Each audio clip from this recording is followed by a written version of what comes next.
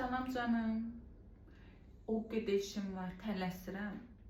Dedim sırf səndən söhbət eləyim, bir də çay içim. Canım, tez gəlir, səndən söhbət eləməyə gəlmişəm. Evin də maşallah olsun, tərtəmizdir. Boş vaxtın oldu belədir də.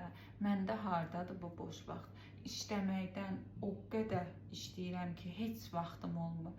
Sən də elədir də, oturmuşsan evdə, boş vaxtın var, təmizləyirsən.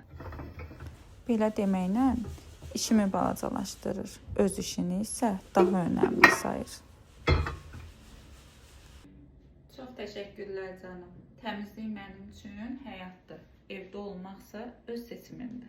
Amma onu da deyim ki canım, evdə çox oturmaq da olmur. İnsanlardan kənar qalırsan, az sosiallaşırsan. Yəni, işləmək məncə daha gözəldir. Canım, narahat olma. Mən evdə işlərimi planlamaqla, ailə büdcəmi idarə etməklə işlərimi görürəm, sosiallaşırım. Belə dost olar, mənə deyir ki, sən cəmiyyətdən kənar qalırsan. Daha demir ki, mən evin işləri ilə, uşağın təhsili ilə, ümumi ev büdcəmin idarəsi ilə hamısından mən məşğulam. Bir də evdə oturanda istər-istəməz özünə baxmırsan, gözəlliyinə baxmırsan. Gəl mən sənə yaxşısı budur. Gözəllik ustamın nömrəsini verim.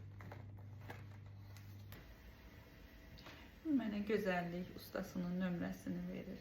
Daha demir ki, səni qısqanıram, sənin boş vaxtın olur.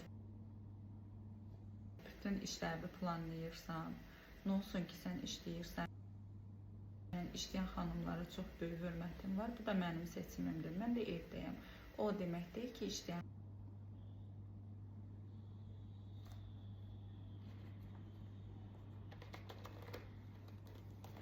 xanımlar, evdə olan xanımları, evdə olan xanımlar isə işləyən xanımları linc etməlidir.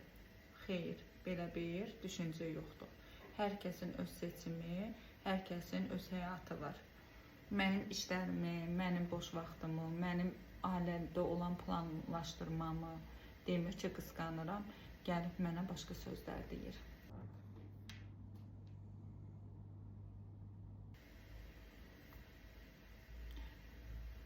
Mən bunları dilə gətirdim. Yaxşısı budur, mən gedim, işlərim çoxdur. Oh be, axır ki.